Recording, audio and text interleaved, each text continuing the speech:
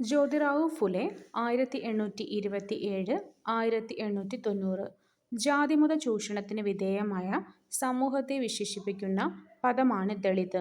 സാമൂഹിക മാറ്റത്തിന് തുടക്കം കുറിച്ച ജ്യോതിറാവു ഫുലെ ആണ് ഈ പദം ആദ്യമായിട്ട് ഉപയോഗിച്ചത്.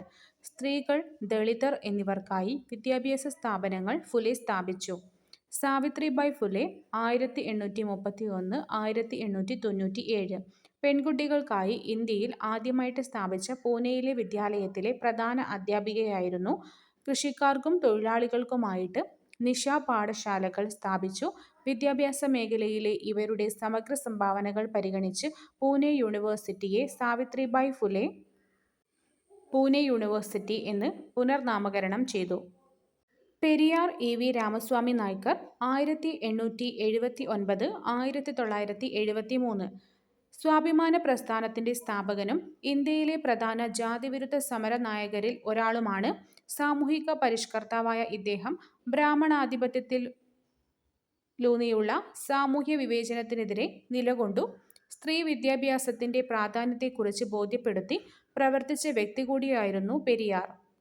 വെറിയർ എൽവിൻ 1902-1964 ഇന്ത്യൻ നരവംശശാസ്ത്രത്തിൽ ഏറ്റവും പ്രധാനപ്പെട്ട സംഭാവനകൾ നൽകിയ വ്യക്തികളിൽ ഒരാൾ. ഗോത്ര മനുഷ്യരുടെ തനത് ജീവിതത്തിന്റെ സംരക്ഷണത്തിന് വേണ്ടി പ്രവർത്തിച്ചു. ഗോത്രവർഗ മനുഷ്യരോടുള്ള ഇന്ത്യയുടെ നയം രൂപീകരിക്കുന്നതിൽ കാര്യമായി സ്വാധീനം ചെലുത്തിയ വ്യക്തി. Doctor A. അയ്യപ്പൻ 1905-1988 തൃശൂർ ജില്ലയിലെ പവറട്ടിയിൽ 1905 ഫെബ്രുവരി 5-നാണ് അയ്യപ്പന്റെ ജനനം. ഇന്ത്യൻ സംസ്കാരങ്ങളെക്കുറിച്ച് പഠിച്ച പ്രമുഖ നരവംശശാസ്ത്രജ്ഞനാണ്. ലണ്ടൻ സ്കൂൾ ഓഫ് ഇക്കണോമിക്സിൽ നിന്ന് മലിനോവ്സ്കിയുടെയും റെയ്മണ്ട് ഫിർത്തിന്റെയും കീഴിൽ ഗവേഷണ പഠനം പൂർത്തിയാക്കി. കേരളത്തിലെ ഈഴവ ഗോത്ര സമുദായങ്ങളെക്കുറിച്ചുള്ള പഠനത്തിന് സമഗ്ര സംഭാവനകൾ നൽകി. നഞ്ചിയമ്മ പാലക്കാട് ജില്ലയിലെ അട്ടപ്പാടിയിലെ ഇരുള വിഭാഗത്തിൽ നിന്നുള്ള നഞ്ചിയമ്മയ്ക്കായിരുന്നു 2020 രാജ്യത്തെ മികച്ച ഗായികയ്ക്കുള്ള ദേശീയ ചലച്ചിത്ര പുരസ്കാരം ലഭിച്ചത്. ഗോത്ര വിഭാഗത്തിൽ നിന്ന് ഈ പുരസ്കാരം നേടുന്ന ആദ്യത്തെയാളാണ് നഞ്ചിയമ്മ. പണ്ഡിത രമാബായ് 1858-1922 19-ാം നൂറ്റാണ്ടിൽ സ്ത്രീകളുടെ അവകാശത്തിനും ശാക്തീകരണത്തിനുമായി പ്രവർത്തിച്ച ഇന്ത്യയിലെ സാമൂഹിക പരിഷ്കർത്താക്കളിൽ പ്രധാനപ്പെട്ട വ്യക്തി. വിധവകളുടെ വിദ്യാഭ്യാസവും ക്ഷേമവും പ്രധാന പ്രവർത്തന മേഖലയായിരുന്നു. ഇന്ത്യയിലെ സ്ത്രീകളുടെ അവസ്ഥയെക്കുറിച്ച് പഠിക്കുകയും പ്രശ്നങ്ങൾ പരിഹരിക്കാൻ വേണ്ട പ്രവർത്തനങ്ങൾക്ക് നേതൃത്വം നൽകുകയും ചെയ്തു. ഒട്ടും മറന്നില്ല ഞങ്ങളിന്നും നെടും കോട്ടയം നാട്ടിലെ കേസരി വീരനെ, ഹൃത്തിലെ ചെഞ്ചോര നീരിലി സ്വാതന്ത്ര്യ വിത്തുമുളപ്പിച്ച കർഷക വീരനെ, സ്വാതന്ത്ര്യലബ്ധി തൻ ലഹരിയിൽ പാടേ മറന്നു മലയാളിയെങ്കിലും. പി. കുഞ്ഞിരാമൻ നായർ, പുരളിമലയിലെ പൂമരങ്ങൾ. ഊരുണ്ടമ്പലത്തെ സർക്കാർ UP വിദ്യാലയം ഇനി അയ്യങ്കാളി പഞ്ചമി സ്മാരക വിദ്യാലയം. തിരുവനന്തപുരം ഊരൂട്ടമ്പലം സർക്കാർ UP സ്കൂൾ ഇനി മുതൽ അയ്യങ്കാളി പഞ്ചമി സ്മാരക ഗവൺമെന്റ് UP സ്കൂൾ എന്നറിയപ്പെടും. കുടിപ്പള്ളിക്കൂടമായിരുന്ന ഊരൂട്ടമ്പലം ഗവൺമെന്റ് UP സ്കൂളിലെ ചരിത്രം മാറ്റിമറിച്ച സമരത്തിന് അയ്യങ്കാളി തുടക്കം കുറിച്ചത്. പഞ്ചമി എന്ന ദളിത് ബാലികയെ സ്കൂളിൽ പഠിക്കാനനുവദിക്കാത്തതിന്റെ പ്രതിഷേധിച്ച് പഞ്ചമിയുടെ കൈപിടിച്ച് അയ്യങ്കാളി സ്കൂളിലേക്ക് വരുകയും സ്കൂളിൽ കയറ്റുകയും ചെയ്തു. പഞ്ചമി കയറിയതിന്റെ ഭാഗമായി ജന്മിമാർ സ്കൂളിന് തീവെച്ചു. പകുതി കത്തിയ ബെഞ്ചുകളുൾപ്പെടെ അവശേഷിപ്പുകൾ ഇന്നും സ്കൂൾ മ്യൂസിയത്തിൽ കാണാം. വടക്കേ മലബാറിലെ കോട്ടയം രാജകുടുംബാംഗമായിരുന്നു കേരളവർമ്മ പഴശ്ശിരാജ. ആദ്യകാലത്ത് മൈസൂർ ഭരണാധികാരികൾക്കെതിരെ മലബാറിൽ അദ്ദേഹം ബ്രിട്ടീഷുകാരെ സഹായിച്ചിരുന്നു. ഇതിന് പകരമായി കോട്ടയം പ്രദേശത്തെ നികുതി പിരിവിനുള്ള അധികാരം പഴശ്ശിക്ക് നൽകാമെന്നും വ്യവസ്ഥയുണ്ടായിരുന്നു. എന്നാൽ ശ്രീരംഗപട്ടണം ഉടമ്പടി പ്രകാരം മലബാർ ഇംഗ്ലീഷ് ഈസ്റ്റ് ഇന്ത്യാ കമ്പനിയുടെ അധീനതയിലായതോടെ സ്ഥിതി മാറി. കോട്ടയത്തെ നികുതി പിരിക്കുവാനുള്ള അധികാരം ബ്രിട്ടീഷുകാർ അവരുടെ വിധേയത്വം പുലർത്തിയിരുന്ന പഴശ്ശിയുടെ അമ്മാവനായ കുറുമ്പനാട് രാജാവ് വീരവർമ്മയെയാണ് ഏൽപ്പിച്ചത്. ഈ അവഗണനയ്ക്കെതിരെ പ്രതിഷേധിച്ച പഴശ്ശിരാജ പുതിയ ഭരണാധികാരികൾക്ക് നികുതി കൊടുക്കേണ്ടതില്ല എന്ന് ജനങ്ങളോട് ആഹ്വാനം ചെയ്തു. ഇതോടെ പഴശ്ശിക്കും ബ്രിട്ടീഷുകാർക്കുമിടയിൽ സംഘർഷം ഉടലെടുത്തു. പഴശ്ശിരാജ താവളം വയനാട്ടിലേക്ക് മാറ്റി തദ്ദേശീയ ജനവിഭാഗങ്ങളെ കൂട്ടിച്ചേർത്തു ഒളിപ്പോർ നടത്തി. കുറിച്യ നായകൻ, തലയ്ക്കൽ ചന്തു, നായർ പടയെ നയിച്ച എടച്ചേന കുങ്കൻ, കൈതേനി അമ്പു, കണ്ണവത്ത് ശങ്കരൻ, പള്ളൂർ എമ്മൻ എന്നിവർ പഴശ്ശിക്ക് ശക്തമായ സൈനിക പിൻബലം നൽകി. വനങ്ങളും മലയിടുക്കുകളും നിറഞ്ഞ വയനാട്ടിലെ ജനങ്ങളുടെ പിന്തുണയോടെ പ്രതിഷേധം തീർത്ത പഴശ്ശിയെ കീഴടക്കുക എളുപ്പമല്ലായിരുന്നു ബ്രിട്ടീഷുകാർക്ക്. അദ്ദേഹത്തിനെതിരെ ബഹുവിധ നടപടികൾ അവർ കൈക്കൊണ്ടു. തന്ത്രപ്രധാന സ്ഥലങ്ങളിൽ സൈനിക താവളങ്ങൾ ഒരുക്കി, പുതിയ റോഡുകൾ നിർമ്മിച്ചു, വയനാട്ടിലേക്ക് അരി എത്തിക്കുന്നത് തടഞ്ഞു. ശ്രീരംഗപട്ടണം ഉടമ്പടി. മൂന്നാം ആംഗ്ലോ മൈസൂർ യുദ്ധത്തിൽ മൈസൂർ പരാജയപ്പെട്ടതിനെ തുടർന്ന് 1792 മാർച്ച് 18-ന് മൈസൂർ ഭരണാധികാരിയായ ടിപ്പു സുൽത്താനും ഇംഗ്ലീഷ് ഈസ്റ്റ് ഇന്ത്യാ കമ്പനിയും തമ്മിൽ ഒപ്പുവെച്ച ഉടമ്പടിയാണിത്. കമ്പനി ഭരണത്തിൽ പ്രതിസന്ധിയുണ്ടാക്കിയ പഴശ്ശിയെ നേരിടാൻ പ്രഗത്ഭരായ സൈന്യാധിപന്മാരെ നിയോഗിച്ചെങ്കിലും ഫലമുണ്ടായില്ല. തലശ്ശേരിയിലെ സബ് കളക്ടറായി വന്ന തോമസ് ഹാർവേ ബാബർ പഴശ്ശിയുടെ ശക്തിയായിരുന്ന സേനാനായകരെ വധിച്ചും താവളങ്ങൾ കണ്ടെത്തിയും അദ്ദേഹത്തെ കൂടുതൽ പ്രതിരോധത്തിലാക്കി. 1805 നവംബർ 30-ന് വയനാട്ടിലെ മാവിലംതോട് എന്ന സ്ഥലത്ത് വെച്ച് കമ്പനി സൈന്യത്തോട് ഏറ്റുമുട്ടി അദ്ദേഹം വീരമൃത്യു വരിച്ചു. അയാൾ ഒരു കലാപകാരിയാണെങ്കിലും ഈ രാജ്യത്തെ പ്രകൃത്യാ നിലവിലുള്ള നാടുവാഴികളിലൊരാളെന്ന നിലയിൽ നിലംപതിച്ച ശത്രുവിനോട് കാണിക്കാറുള്ളതിൽ നിന്നും വ്യത്യസ്തമായി അയാളെ പരിഗണിക്കേണ്ടതുണ്ടെന്ന് എനിക്ക് തോന്നി.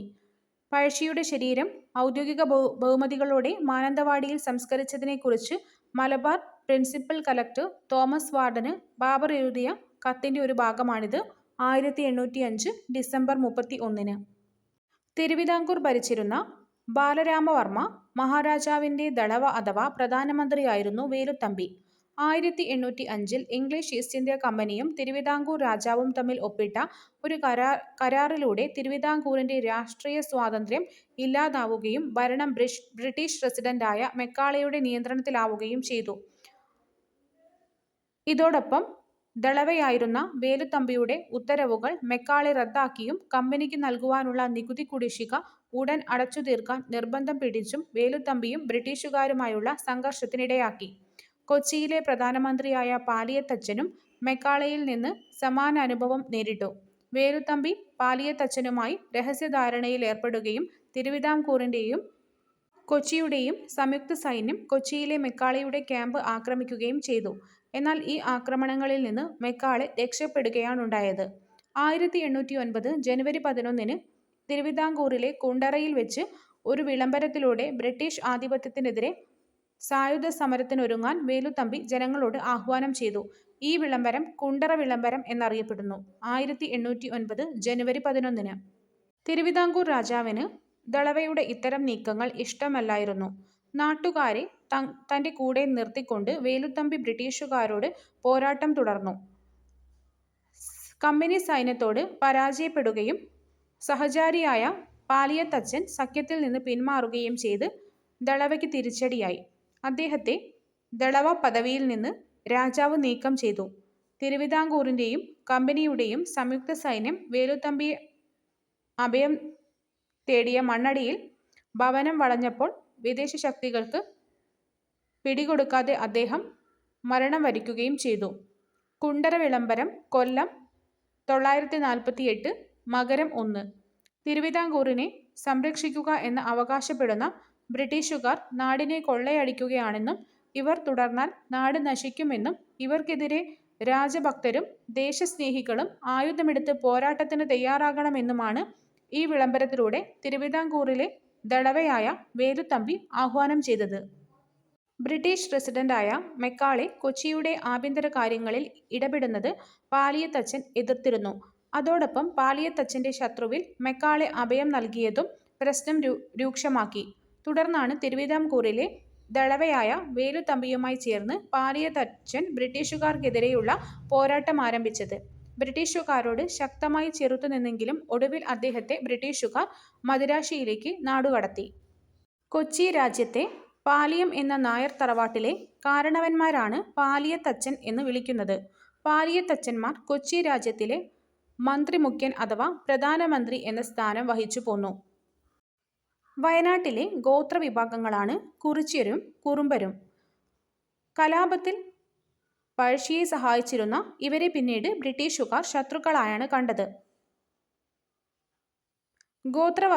ഗോത്രജനതയുടെ തുണ്ടുഭൂമികൾ പിടിച്ചെടുത്തും പരമ്പരാഗത കൃഷിരീതികൾ തുടരാൻ അനുവദിക്കാതെയും നികുതിയായി സാധനങ്ങൾക്ക് പകരം പണം ആവശ്യപ്പെട്ടും ബ്രിട്ടീഷുകാർ ഗോത്രവിഭാഗങ്ങളെ ചൂഷണം ചെയ്തു. 1812 കുറിച്യ കലാപം ആരംഭിച്ചത്. വയനാട്ടിലേക്കുള്ള പാതകളുടെ നിയന്ത്രണം കൈക്കലാക്കിയും പ്രാദേശിക സഹായങ്ങൾ നേടിയെടുത്തും ബ്രിട്ടീഷുകാർക്കെതിരെ ഗോത്രജനത പോരാടി. രാമനമ്പി അഥവാ രാമമൂപ്പനായിരുന്നു അവരുടെ നേതാവ്. സുൽത്താൻ ബത്തേരിയിലും മാനന്തവാടിയിലുമുണ്ടായിരുന്ന ബ്രിട്ടീഷ് സൈന്യത്തെ അവർ നേരിട്ടാക്രമിച്ചു. എന്നാൽ കൂടുതൽ പട്ടാളക്കാരെ മറ്റ് സ്ഥലങ്ങളിൽ നിന്ന് എത്തിച്ച് കുറിച്യ കലാപം ബ്രിട്ടീഷുകാർ അടിച്ചമർത്തി. കർഷക അസംതൃപ്തിയും കലാപത്തിലേക്കെത്തുന്നു. 1836 മുതൽ 1853 വരെയുള്ള 18 വർഷങ്ങൾക്കിടയിൽ മലബാറിൽ 22ഓളം ശക്തമായ കലാപങ്ങൾ നടന്നിരുന്നു. മലബാർ ഗസറ്റിയോ സിയെ ഇന്നസ്. 19-ാം നൂറ്റാണ്ടിൽ കലാപങ്ങളുടെ ഒരു പരമ്പര തന്നെ മലബാറിന്റെ വിവിധ ഭാഗങ്ങളിലായി ഉണ്ടായി. ബ്രിട്ടീഷ് ഗവൺമെന്റിന്റെ നികുതി നയങ്ങളും ജന്മിമാരുടെ ചൂഷണവും കുടിയൊഴിപ്പിക്കലുമാണ് കലാപങ്ങൾക്ക് കാരണമായത് എന്ന് മലബാർ ഡിസ്ട്രിക്ട് കളക്ടറായിരുന്ന വില്യം ലോഗൻ തന്റെ അന്വേഷണ റിപ്പോർട്ടിൽ രേഖപ്പെടുത്തിയിട്ടുണ്ട്. മലബാർ ഡിസ്ട്രിക്ട് കളക്ടറായിരുന്നു വില്യം ലോഗൻ. ചൂഷകരായ ജന്മിമാർക്കും ബ്രിട്ടീഷ് സർക്കാരിനുമെതിരെ കർഷകരുടെ പ്രതിഷേധവും അക്രമവും ഉണ്ടായി. ഇതിൽ പങ്കെടുത്തവരിൽ ഭൂരിഭാഗവും തെക്കേ മലബാറിലെ മാപ്പിള കർഷകർ ആയിരുന്നു. ബ്രിട്ടീഷ് അധികാരികളും സാമ്രാജ്യത്വ ചരിത്രകാരും ഈ കലാപങ്ങളെ മാപ്പിള കലാപങ്ങൾ അഥവാ മാപ്പിള ലഹളകൾ എന്ന് വിശേഷിപ്പിച്ചു. നാൽക്കാലികളെക്കാളും താഴെയാണോ ഇക്കാണും മാനുഷ സോദരന്മാർ, ഇക്കാലത്തിരുപതാം നൂറ്റാണ്ടിലുമിതു നീക്കാറായില്ലയോ യോഗപ്പെണ്ണേ. പണ്ഡിറ്റ് കെ പി കറുപ്പൻ, ജാതിക്കുമ്മി. വൈകുണ്ഠസ്വാമികൾ കേരളത്തിലെ ആദ്യകാല സാമൂഹിക പരിഷ്കർത്താക്കളിൽ ഒരാളായിരുന്നു. വിഗ്രഹാരാധനയുടെ യുക്തിരാഹിത്യം വെളിപ്പെടുത്തിക്കൊണ്ട് ദക്ഷിണേന്ത്യയിൽ ആദ്യമായിട്ട് കണ്ണാടി പ്രതിഷ്ഠ നടത്തി. ഇദ്ദേഹത്തിന്റെ പ്രസ്ഥാനമാണ് സമത്വ സമാജം. കുര്യാക്കോസ് ഏലിയാസ് ചാവറ സാമൂഹിക പരിഷ്കർത്താവും വിദ്യാഭ്യാസ പ്രവർത്തകനുമായിരുന്നു. അവശതയനുഭവിക്കുന്ന ജനവിഭാഗങ്ങൾക്കായി അനാഥാലയങ്ങളും വിദ്യാലയങ്ങളും സ്ഥാപിച്ചു. ശ്രീനാരായണ ഗുരു കേരളത്തിലെ സാമൂഹിക മാറ്റത്തിനു വേണ്ടി പ്രവർത്തിച്ച പരിഷ്കർത്താക്കളിൽ പ്രഥമസ്ഥാനീയൻ. അന്ധവിശ്വാസങ്ങൾക്കും ജാതി വിവേചനങ്ങൾക്കുമെതിരെ പോരാടി വിദ്യ കൊണ്ട് പ്രബുദ്ധരാകാൻ ഉദ്ഘോഷിച്ചു. അരുവിപ്പുറത്ത് ശിവപ്രതിഷ്ഠ നടത്തുകയും ജാതിഭേദവും മതദ്വേഷവുമില്ലാതെ ഏവരും സാഹോദര്യത്തോടെ കഴിയുന്ന മാതൃകാ സ്ഥാനമെന്ന് ഈ ക്ഷേത്രത്തെ വിശേഷിപ്പിക്കുകയും ചെയ്തു. സഹോദരൻ അയ്യപ്പൻ, മഹാകവി Kumaranasan, doctor P Palpu, T K Madhavan തുടങ്ങിയ പരിഷ്കർത്താക്കളെ അദ്ദേഹത്തിന്റെ ദർശനങ്ങൾ സ്വാധീനിച്ചു. ഇദ്ദേഹത്തിന്റെ പ്രസ്ഥാനമാണ് ശ്രീനാരായണ ധർമ്മ പരിപാലന യോഗം. ചട്ടമ്പി സ്വാമികൾ ജാതി വ്യവസ്ഥയെയും യുക്തിരഹിതമായ ആചാരങ്ങളെയും എതിർത്തു. മലയാള ഭാഷയ്ക്കും സാഹിത്യത്തിനും വിലപ്പെട്ട സംഭാവനകളായിരുന്നു അദ്ദേഹത്തിന്റെ രചനകൾ. അയ്യങ്കാളി അടിസ്ഥാന ജനവിഭാഗങ്ങളുടെ അവകാശങ്ങൾക്കും ആത്മാഭിമാനത്തിനും സഞ്ചാര സ്വാതന്ത്ര്യത്തിനും വിദ്യാഭ്യാസത്തിനും വേണ്ടി പോരാടി. വില്ലുവണ്ടി സമരം, കല്ലുമാല സമരം എന്നിവ അദ്ദേഹത്തിന്റെ നേതൃത്വത്തിൽ നടന്ന പ്രധാനപ്പെട്ട സമരങ്ങളായിരുന്നു. അദ്ദേഹം ആരംഭിച്ച പ്രസ്ഥാനമാണ് സാധുജന പരിപാലന സംഘം. വക്കം അബ്ദുൽ ഖാദർ മൗലവി മുസ്ലിം സമുദായത്തിന്റെ സാംസ്കാരിക നവോത്ഥാനത്തിനു വേണ്ടി പ്രവർത്തിച്ചു. രാജവാഴ്ചയുടെ പൊള്ളത്തരങ്ങൾ വെളിച്ചത്ത് കൊണ്ടുവരാൻ സ്വദേശാഭിമാനി പത്രം ആരംഭിച്ചു. ഇദ്ദേഹത്തിന്റെ പ്രസ്ഥാനമാണ് തിരുവിതാംകൂർ മുസ്ലിം മഹാജനസഭ. മന്നത്ത് പത്മനാഭൻ നായർ സമുദായത്തിന്റെ സാമൂഹിക മുന്നേറ്റത്തിനും വിദ്യാഭ്യാസ പുരോഗതിക്കും വേണ്ടി പ്രവർത്തിച്ചു. കേരളത്തിൽ പൗരാവകാശങ്ങൾ നേടിയെടുക്കുന്നതിന് വേണ്ടിയുള്ള സമരങ്ങൾ നയിച്ചു. ഇദ്ദേഹം ആരംഭിച്ചതാണ് നായർ സർവീസ് സൊസൈറ്റി. പൊയ്കയിൽ യോഹന്നാൻ ജാതീയത, അടിമത്തം തുടങ്ങിയ സാമൂഹിക തിന്മകൾക്കെതിരെ പോരാടി. ഇദ്ദേഹം ആരംഭിച്ച പ്രസ്ഥാനമാണ് പ്രത്യക്ഷരക്ഷ ദൈവസഭ. പണ്ഡിറ്റ് കെ പി കറുപ്പൻ കവിയും നാടകകൃത്തുമായ അദ്ദേഹം പിന്നാക്ക വിഭാഗങ്ങളുടെ ഉന്നമനത്തിനു വേണ്ടി പ്രവർത്തിച്ചു. ഇദ്ദേഹത്തിന്റെ പ്രസ്ഥാനമാണ് അരയ സമാജം. വി ടി ഭട്ടതിരിപ്പാട് നമ്പൂതിരി സമുദായ പരിഷ്കർത്താവ്, സാമൂഹിക പ്രവർത്തകൻ, എഴുത്തുകാരൻ എന്നീ നിലകളിൽ അറിയപ്പെട്ടു. അടുക്കളയിൽ നിന്ന് അരങ്ങത്തേക്ക് എന്ന പ്രസിദ്ധമായ നാടകം രചിച്ചു. ഇദ്ദേഹത്തിന്റെ പ്രസ്ഥാനമാണ് യോഗക്ഷേമ സഭ. വാഗ്ഭടാനന്ദൻ യുക്തിയിലധിഷ്ഠിതമായ വിമർശന ചിന്തയെ പ്രോത്സാഹിപ്പിച്ചു. ആചാരങ്ങളെ കാലത്തിനനുസരിച്ച് പരിഷ്കരിക്കാൻ ശ്രമിച്ചു. ഇദ്ദേഹത്തിൻ്റെ പ്രസ്ഥാനമാണ് ആത്മവിദ്യാ സംഘം. ഇവരെ കൂടാതെ നിരവധി സാമൂഹിക പരിഷ്കർത്താക്കൾ കേരളത്തിലുണ്ടായിരുന്നു. ദാക്ഷായണി വേലായുധൻ, പാർവതി നെന്മേനിമംഗലം, ആര്യ പള്ളം, കാളിക്കുട്ടി ആശാത്തി എന്നിവർ സ്ത്രീകളുടെ സാമൂഹിക ഉന്നമനത്തിനു വേണ്ടി പ്രവർത്തിച്ചവരാണ്. സാമൂഹിക പരിഷ്കർത്താക്കളുടെ പ്രവർത്തനങ്ങൾ സാമൂഹികമായി പിന്നോക്കം നിൽക്കുന്നവർക്കും സ്ത്രീകളുടെയും അവകാശത്തിനും വിദ്യാഭ്യാസ പുരോഗതിക്കും കാരണമായി. സ്ത്രീകൾക്ക് മേൽവസ്ത്രം ധരിക്കാൻ അധികാരം നൽകിയ വിളംബരം പുറപ്പെടുവിപ്പിച്ച തിരുവിതാംകൂർ മഹാരാജാവാണ് ഉത്രം തിരുനാൾ മാർത്താണ്ഡവർമ്മ.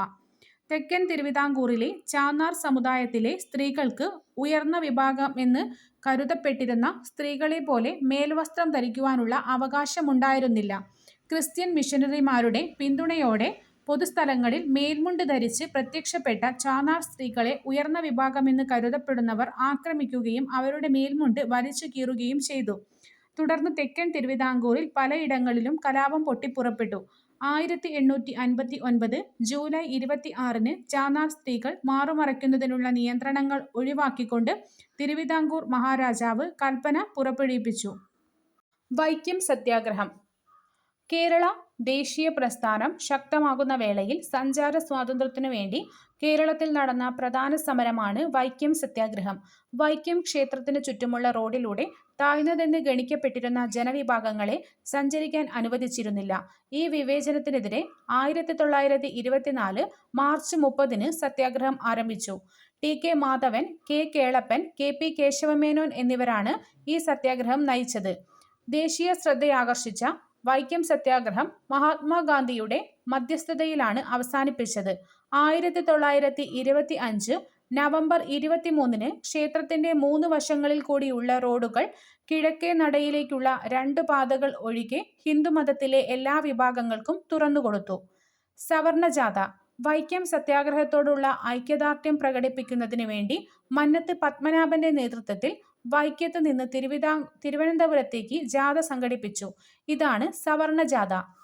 ഗുരുവായൂർ സത്യാഗ്രഹം. കെ. കേളപ്പൻ, മന്നത്ത് പത്മനാഭൻ എന്നിവരുടെ നേതൃത്വത്തിൽ കമ്മിറ്റി രൂപീകരിച്ചുകൊണ്ട് 1931 നവംബർ 1 സത്യാഗ്രഹം ആരംഭിച്ചു. സമരപരിപാടികൾ ശക്തമായപ്പോൾ അധികാരികൾക്ക് 1 മാസത്തോളം ക്ഷേത്രം അടച്ചിടേണ്ടി വന്നു.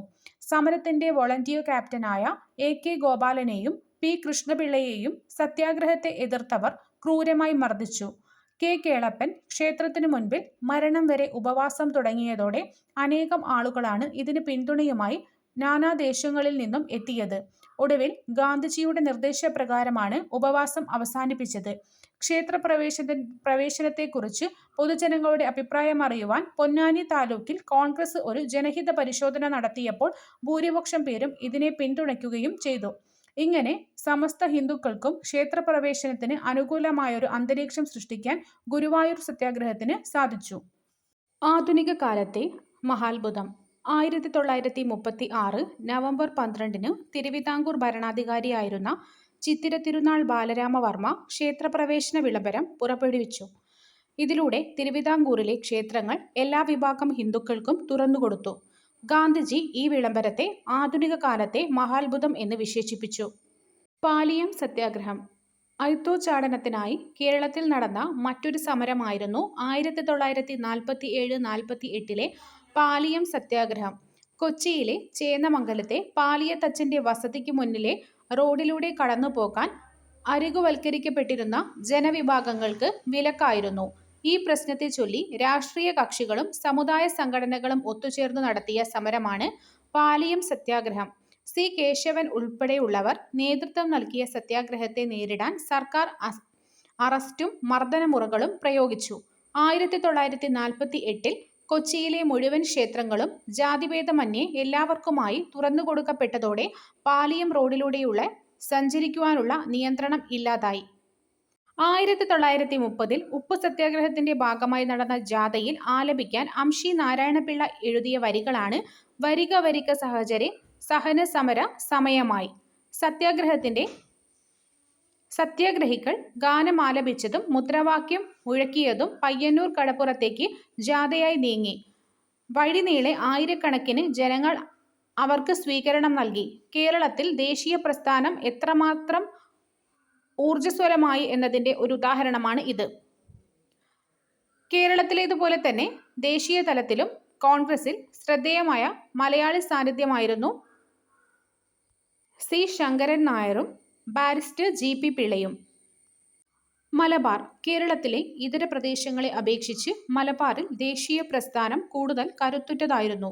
മലബാർ ജില്ലാ കോൺഗ്രസ് കമ്മിറ്റിയുടെ രൂപീകരണവും ഹോം റൂൾ ലീഗിന്റെ പ്രവർത്തനങ്ങളും ദേശീയ പ്രസ്ഥാനത്തെ ചലിപ്പിച്ചു. ഖിലാഫത്ത്, നിസ്സഹകരണ പ്രസ്ഥാനങ്ങൾക്ക് വലിയ പിന്തുണയാണ് മലബാറിലെങ്ങും ലഭിച്ചത്. സമരത്തിന്റെ ഭാഗമായി ജനങ്ങൾ വിദേശ നിർമ്മിത വസ്തുക്കൾ, കോടതികൾ, വിദ്യാലയങ്ങൾ മുതലായ സർക്കാർ സ്ഥാപനങ്ങളും ബഹിഷ്കരിച്ചു. സമരത്തിന് സ്ത്രീകളുടെയും വിദ്യാർത്ഥികളുടെയും മികച്ച പങ്കാളിത്തമുണ്ടായി.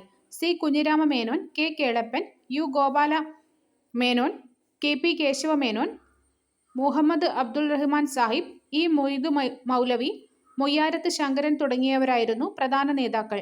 നിയമലംഘന പ്രസ്ഥാനത്തിന്റെ ഭാഗമായി ഗാന്ധിജിയുടെ നേതൃത്വത്തിൽ അഖിലേന്ത്യാ തലത്തിൽ ഉപ്പു സത്യാഗ്രഹം നടന്നപ്പോൾ അതിന്റെ അലയൊലികൾ കേരളത്തിലുമുണ്ടായി. കേരളത്തിലെ ഉപ്പു സത്യാഗ്രഹത്തിന്റെ കേന്ദ്രം മലബാറിലെ പയ്യന്നൂരായിരുന്നു. കെ കേളപ്പനാണ് സത്യാഗ്രഹം നയിച്ചത്. കേരളത്തിന്റെ നാനാഭാഗങ്ങളിൽ നിന്നും സത്യാഗ്രഹികൾ പയ്യന്നൂരിലെ കടപ്പുറത്തേക്ക് എത്തിച്ചേരുകയും അതിൽ പങ്കാളികളാവുകയും ചെയ്തു. കൂടാതെ മുഹമ്മദ് അബ്ദുൾ റഹ്മാന്റെ നേതൃത്വത്തിൽ സത്യാഗ്രഹികൾ കോഴിക്കോട് കടപ്പുറത്തും നിയമം ലംഘിച്ച് ഉപ്പുണ്ടാക്കി. അവിടെ തടിച്ചുകൂടിയ ജനങ്ങൾക്ക് പോലീസിന്റെ ക്രൂരമർദ്ദനം ഏൽക്കേണ്ടി വന്നു. വിദേശ വസ്ത്ര ബഹിഷ്കരണവും മദ്യഷാപ്പ് പിക്കറ്റിംഗും ഖാദി പ്രചരണവും സമരത്തിന്റെ ഭാഗമായി നടന്നു.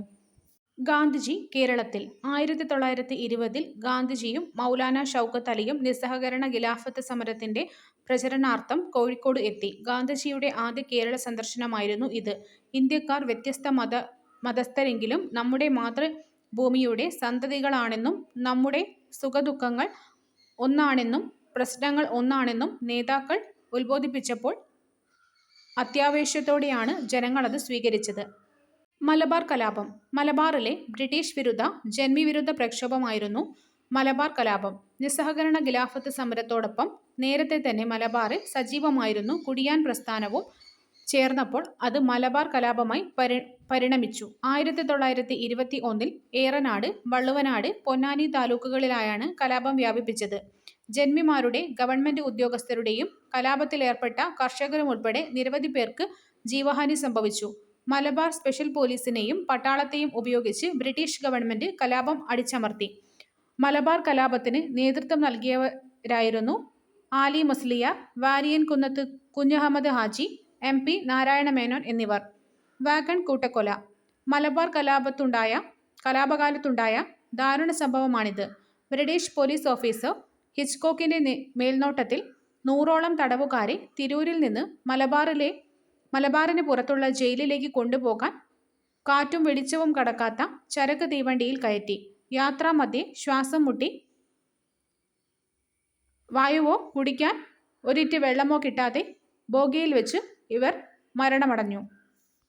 തിരൂരങ്ങാടി, പൂക്കോട്ടൂർ, പാണ്ടിക്കാട് സംഘർഷങ്ങൾ. പൂക്കോട്ടൂരിലെ ഖിലാഫത്ത് കമ്മിറ്റി സെക്രട്ടറിയായിരുന്ന വടക്കേ വീട്ടിൽ മുഹമ്മദിനെ മോഷണക്കുറ്റം ചുമത്തി അറസ്റ്റ് ചെയ്യാൻ ബ്രിട്ടീഷ് പോലീസ് ശ്രമിച്ചു. ഇതിനെ തുടർന്ന് ആദ്യം തിരൂരങ്ങാടിയിലും പിന്നീട് പൂക്കോട്ടൂരിലും പാണ്ടിക്കാടിലും ബ്രിട്ടീഷ് പോലീസും ജനങ്ങളും തമ്മിൽ ഏറ്റുമുട്ടി. മലബാർ കലാപകാലത്ത് നടന്ന പ്രധാന സംഭവങ്ങളായിരുന്നു ഇവ. ക്വിറ്റ് ഇന്ത്യ സമരം. 1942 ഓഗസ്റ്റ് 9 അഖിലേന്ത്യാ വ്യാപകമായി ആരംഭിച്ച ക്വിറ്റ് ഇന്ത്യ സമരത്തെ തുടർന്ന് ഗാന്ധിജി അടക്കമുള്ള പ്രമുഖ നേതാക്കൾ അറസ്റ്റ് ചെയ്യപ്പെട്ടു. അതുകൊണ്ടുതന്നെ മറ്റ് ഗാന്ധിയൻ സമരങ്ങളിൽ നിന്ന് വിഭിന്നമായി അക്രമ സ്വഭാവത്തോടെയുള്ള സമരമായി ഇത് മാറി. കേരളത്തിൽ മലബാർ, കൊച്ചി, തിരുവിതാംകൂർ മേഖലകളിൽ സ്ത്രീകളും വിദ്യാർത്ഥികളും അടക്കമുള്ള ജനവിഭാഗങ്ങൾ സമരത്തിൽ സജീവമായി പങ്കെടുത്തു. ഇതിന്റെ ഭാഗമായി നടന്ന പ്രധാന സംഭവമാണ് Keezhariyur bomb case. Keezhariyur bomb case. Quit India സമരകാലത്ത് കോഴിക്കോട് ജില്ലയിലെ കൊയിലാണ്ടിക്കടുത്തുള്ള കീഴരിയൂരിൽ വെച്ച് ഒരു വിഭാഗം സമരക്കാർ ബോംബ് നിർമ്മിച്ചു. വിവിധ ഇടങ്ങളിൽ ആളപായമില്ലാതെ ബോംബ് പൊട്ടിച്ച് ബ്രിട്ടീഷുകാരെ ഭയപ്പെടുത്തുകയായിരുന്നു ലക്ഷ്യം. 1947 നവംബർ 17 ബ്രിട്ടീഷുകാരെ വിറപ്പിച്ച സ്ഫോടനങ്ങൾ നടന്നത്. ഇതിനു പിന്നിൽ പ്രവർത്തിച്ച ഡോക്ടർ KB മേനോൻ ഉൾപ്പെടെയുള്ളവരെ ബ്രിട്ടീഷ് പോലീസ് പിടികൂടുകയും കഠിന തടവിന് ശിക്ഷിക്കുകയും ചെയ്തു. കൊച്ചി രാജവാഴ്ച നിലനിന്നിരുന്ന കൊച്ചിയിൽ ബ്രിട്ടീഷ് പരമാധികാരം സ്ഥാപിക്കപ്പെട്ടതു മുതൽ അതിനെതിരെ ജനകീയ പ്രക്ഷോഭങ്ങളും ഉണ്ടായി. സദ്ഭരണം സ്ഥാപിക്കുക എന്നതായിരുന്നു ആദ്യകാല പ്രക്ഷോഭങ്ങളുടെ ലക്ഷ്യം. പിന്നീട് രാഷ്ട്രീയ അവകാശങ്ങൾ നേടിയെടുക്കാൻ വേണ്ടിയുള്ള സമരങ്ങൾ ആരംഭിച്ചു. ഇലക്ട്രിസിറ്റി സമരം.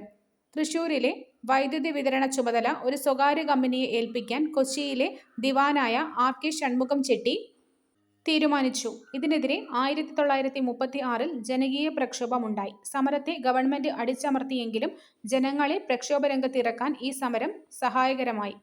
കൊച്ചി രാജ്യപ്രജാമണ്ഡലം. ഉത്തരവാദ ഭരണം നേടുക എന്ന ലക്ഷ്യത്തോടെ 1941 കൊച്ചി രാജ്യപ്രജാമണ്ഡലം എന്ന പേരിൽ ഒരു സംഘടന രൂപീകൃതമായി. ഇക്കണ്ട വാരിയർ, പനമ്പള്ളി ഗോവിന്ദമേനോൻ, VR കൃഷ്ണനെഴുത്തച്ഛൻ എന്നിവർ പ്രജാമണ്ഡലത്തിന്റെ പ്രവർത്തനങ്ങൾക്ക് നേതൃത്വം നൽകി.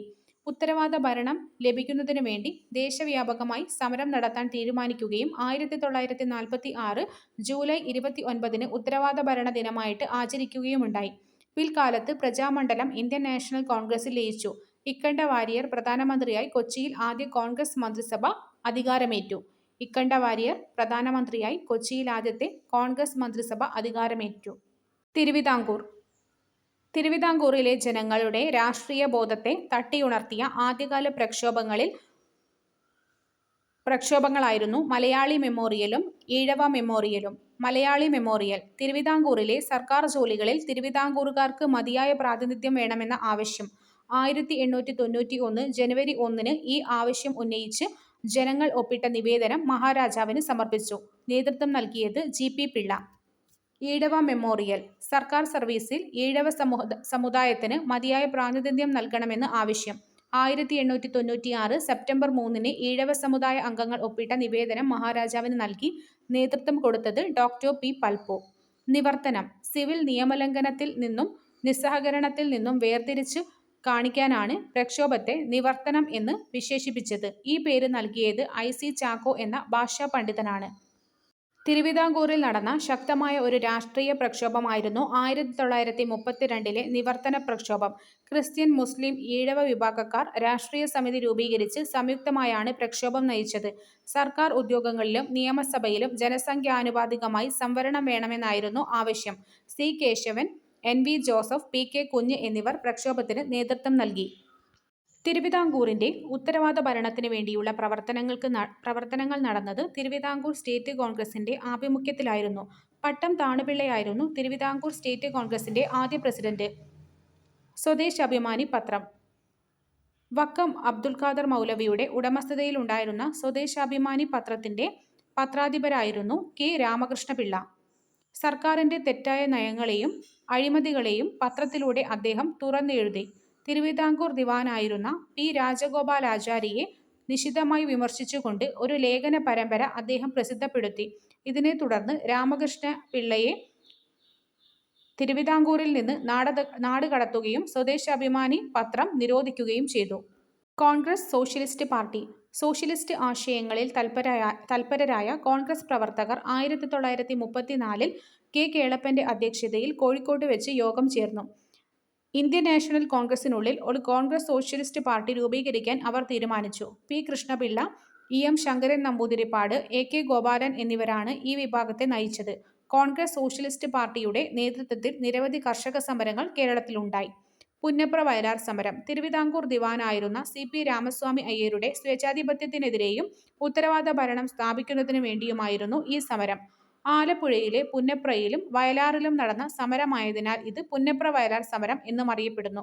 1946 കർഷകരും തൊഴിലാളികളും ചേർന്ന് കമ്മ്യൂണിസ്റ്റ് പാർട്ടിയുടെ നേതൃത്വത്തിലാണ് ഈ സമരം നടത്തിയത്. നിസ്സഹകരണം, നിയമലംഘനം തുടങ്ങിയ സമരങ്ങളിലൂടെ ഇന്ത്യയിൽ ദേശീയ പ്രസ്ഥാനം കരുത്താർജിച്ച കാലത്ത് കേരളത്തിലും സ്ത്രീകളുടെ സജീവ പങ്കാളിത്തം ഉണ്ടായിരുന്നു.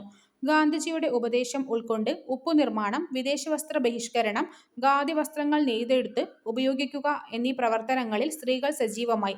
സമരകാലഘട്ടത്തിൽ ഐത്തോച്ചാടന, ഹരിജനോദ്ധരണ പ്രവർത്തനങ്ങളിലും ശ്രദ്ധേയമായ സ്ത്രീ പങ്കാളിത്തമുണ്ടായി. സമരങ്ങളുടെ ഭാഗമായി ഒട്ടേറെ സ്ത്രീകൾ ജയിൽവാസം അനുഭവിച്ചിട്ടുണ്ട്. മലബാറിൽ AV കുട്ടിമാളു അമ്മ, അമ്മു സ്വാമിനാഥൻ, തിരുവിതാംകൂറിൽ അക്കാമ ചെറിയാൻ, ആനി മസ്ലിൻ എന്നിവർ ഇക്കാലയളവിൽ ദേശീയ പ്രക്ഷോഭങ്ങൾക്ക് നേതൃത്വം നൽകി. സി. കുഞ്ഞിക്കാവമ്മ ഗാന്ധിജി ആദ്യമായി കേരളം സന്ദർശിച്ചപ്പോൾ സ്വർണ്ണനൂലിൽ കോർത്ത ഒരു തുളസിമാല മകനെക്കൊണ്ട് ഗാന്ധിജിയുടെ കഴുത്തിൽ അണിയിച്ചു. ഉപഹാരം സ്വീകരിക്കണമെങ്കിൽ ആയുഷ്കാലം മുഴുവൻ ഖാദി വസ്ത്രം മാത്രമേ ധരിക്കുകയുള്ളൂ എന്ന് പ്രതിജ്ഞ ചെയ്യണം ഗാന്ധിജി നിർദ്ദേശിച്ചു. ആ പ്രതിജ്ഞ ജീവിതാവസാനം വരെ പാലിക്കുകയും സമരങ്ങളുടെ ഭാഗമായി നിരവധി തവണ ജയിൽവാസം അനുഭവിക്കുകയും ചെയ്തു. 1938 കേരള പ്രദേശ് കോൺഗ്രസ് കമ്മിറ്റിയുടെ പ്രസിഡന്റായി തിരഞ്ഞെടുക്കപ്പെട്ടു.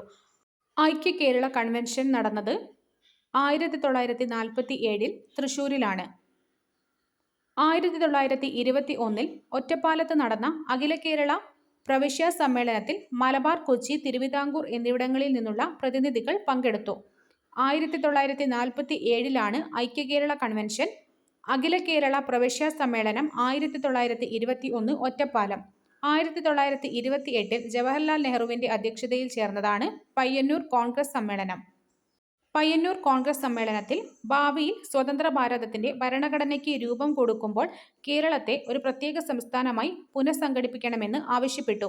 ഇതിനെ തുടർന്ന് ഐക്യ കേരളം എന്ന ലക്ഷ്യം നേടിയെടുക്കുന്നതിനു വേണ്ടി പ്രവർത്തിക്കുന്ന കമ്മിറ്റി രൂപീകരിക്കപ്പെടുകയും വിവിധ സ്ഥലങ്ങളിൽ വെച്ച് അതിന്റെ കൺവെൻഷനുകൾ നടക്കുകയും ചെയ്തു. 1949 ജൂലൈ 1 തിരുവിതാംകൂറും കൊച്ചിയും സംയോജിപ്പിച്ച് തിരുക്കൊച്ചി രൂപീകരിച്ച് കേരള സംസ്ഥാനം എന്ന ലക്ഷ്യത്തിലേക്കുള്ള പ്രധാന ചുവടുവയ്പായി. തിരുക്കൊച്ചി സംയോജനം നടന്നത് 1949 ജൂലൈ 1. സ്വാതന്ത്ര്യാനന്തരം ഇന്ത്യയിൽ ഭാഷാടിസ്ഥാനത്തിൽ സംസ്ഥാനങ്ങൾ പുനഃസംഘടിപ്പിക്കപ്പെടുന്നതിനായുള്ള ഫസൽ അലി കമ്മീഷൻ രൂപീകൃതമായി. കമ്മീഷന്റെ ശുപാർശ പ്രകാരം മലബാറിനെയും തിരുക്കൊച്ചിയെയും സംയോജിപ്പിച്ച് 1956 നവംബർ 1 കേരള സംസ്ഥാനം നിലവിൽ വന്നു. തിരുവിതാംകൂറിന്റെ ഭാഗമായിരുന്ന തോവാള, അഗസ്തീശ്വരം, കൽക്കുളം, വിളവൻകോട് എന്നീ താലൂക്കുകൾ മദിരാശി സംസ്ഥാനത്തോടും ചേർത്തു. തെക്കൻ കർണാടകത്തിന്റെ ഭാഗമായിരുന്ന കാസർകോട് താലൂക്ക് കേരളത്തോട് ചേർത്തു. 1957 ഫെബ്രുവരി, മാർച്ച് മാസങ്ങളിൽ പൊതു തിരഞ്ഞെടുപ്പ് നടക്കുകയും ഏപ്രിൽ 5 EMS നമ്പൂതിരിപ്പാടിന്റെ നേതൃത്വത്തിലുള്ള ആദ്യ മന്ത്രിസഭ കേരളത്തിൽ അധികാരമേൽക്കുകയും ചെയ്തു.